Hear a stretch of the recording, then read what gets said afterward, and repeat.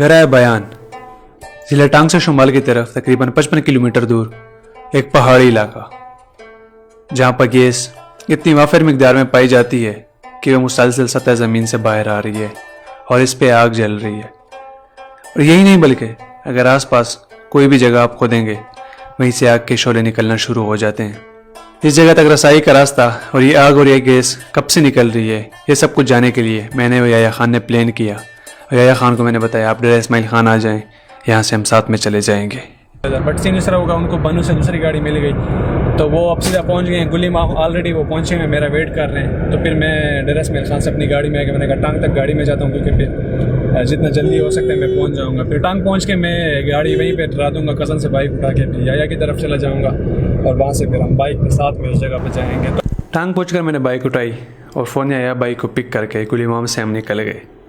थोड़ी देर आगे जाने के बाद आबादी बिल्कुल ख़त्म हो गई और रेगिस्तान नुमा इलाका शुरू हो गया। फिर रोड दो साइड्स में डिवाइड हुआ। हम गलत साइड पर ना चले जाएं, इसलिए हमने वहीं पे इंतज़ार किया कि कोई आए और हम उनसे रास्ता पूछें।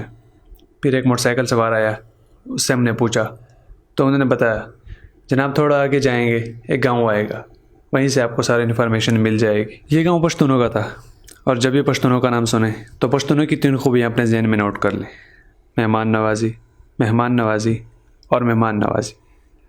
गाँव वालों ने इंतहाई मेहमान नवाजी के साथ हमारा वेलकम किया और हमें कहा आप लोग हमारे मेहमान हैं, हम आपको अकेले जाने नहीं देंगे बल्कि आप लोगों के साथ गांव का एक बंदा भेजेंगे। जैसे ही गांव से निकलकर सफ़र शुरू किया, इस जगह के बारे में जो ख्यालात थे वो बदलते गए, क्योंकि रास्ते में ऐसे रंगीन और ख़ूबसूरत पहाड़ सामने आए जो मैंने शायद ज़िंदगी में पहली बार देखे।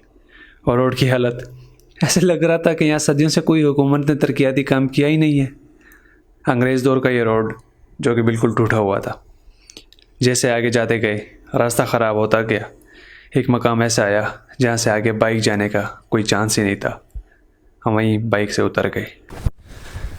हमारा ये सफ़र इस जगह तक एक सफ़र नहीं बल्कि एक सर्वाइवल मूवी का जो एक सीन था ना, वही मेरे ख्याल से है। या भाई आप क्या कहते हैं, क्योंकि इन पहाड़ों के बीच इन पथरीले रास्तों में और इस बेचारी मोटरसाइकिल ऊपर 2 मजबूत बंदों का सफ़र, इस बेचारी मोटरसाइकिल पे एक जुल्म ही है।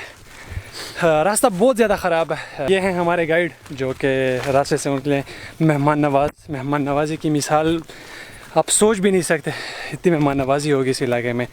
इन्हें लग रहा था कि शायद हम वहाँ तक नहीं जा सकते, इसलिए ये ख़ुद हमारे साथ आ गए। अब हमें गाइड भी कर रहा है, साथ में पानी वगैरह जो सब कुछ बुनियादी ज़रूरतें थी सफ़र की वो सारी इसने उठा ली हैं और ये हमारे साथ वहाँ तक जाएंगे और वापस भी आएंगे।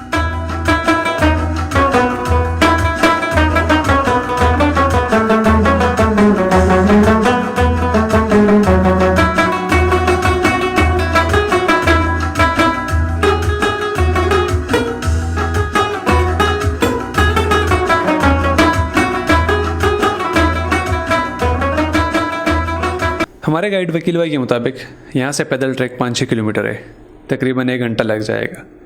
लेकिन एक बात याद रखें, वकील भाई यहाँ का रिहायशी है, हमारे लिए ये टाइम मल्टीप्लाई बाई 2 होगा। एक तो सख्त गर्मी की हालत और ऊपर से पेशावरी चप्पल में ट्रैक करना इंतहाई मुश्किल लगा और कई बार हिम्मत हार बैठा कि यार वापस चलते हैं, लेकिन मुझे हर हाल में वहीं पहुँचना था। कभी पहाड़ी पर चढ़ते तो कभी पहाड़ी उतरते, कभी धूप में तो कभी छाँव में, कहीं रेत पे और कहीं पथरीला रास्ते पे।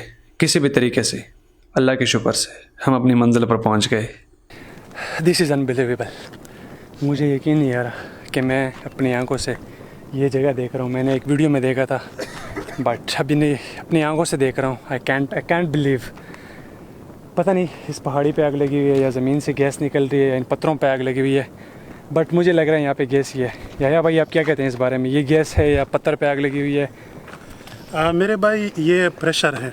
ये आप अगर आप देखेंगे ना आग को, आग की अपनी आवाज़ है। अगर ये पत्थर के ऊपर जो है ना ये आग लगता तो फिर ये आवाज़ ना होता, ये प्रेशर ना होता। और स्मेल भी अगर आप देखें, स्मेल भी आ रही है थोड़ी सी, है ना, वो गैस की है स्मेल है। तो इसलिए ये गैस है, गैस ही है। हाँ, काफ़ी प्रेशर से निकल जिस जगह को हम खोद रहे हैं ना वहीं पे आग ही निकल रही है। बिल्कुल। देखें जी, इस तरह खोदते जाएंगे आग निकलती जा रही है। Oh my goodness.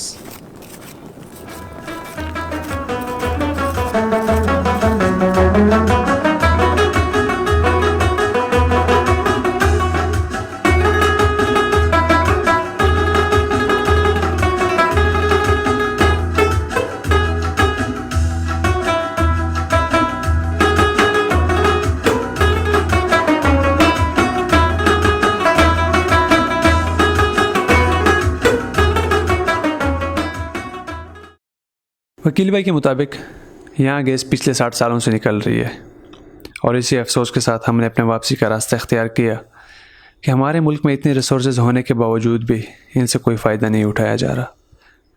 रोशनी कम हुई, रात के 8 बजे हम अपने बाइक्स तक पहुंच गए, लेकिन मैं एक बार फिर अपनी बात दोहराऊंगा, जहाँ पर पश्तून वहाँ पे मेहमान नवाज। वकील भाई ने कहा कि रात हमारे साथ गुजारेंगे, सुबह आप चले जाएंगे, लेकिन हमारी बहुत मजम्मत के बाद उन्होंने इस बात पर इजाज़त दी कि हम उनके साथ चाय पी कर चले जाएंगे। यहाँ के गाँव वालों ने हमारी खूब खातिर और ख़िदमत की। यहाँ के गाँव वाले गरीब ज़रूर थे, लेकिन एक बात है, उनके दिल पहाड़ों जितने बड़े थे। जब हम गाँव से निकल आए तो याया भाई ने एक बात की मुझे, जो कि मेरे दिल पर लगी।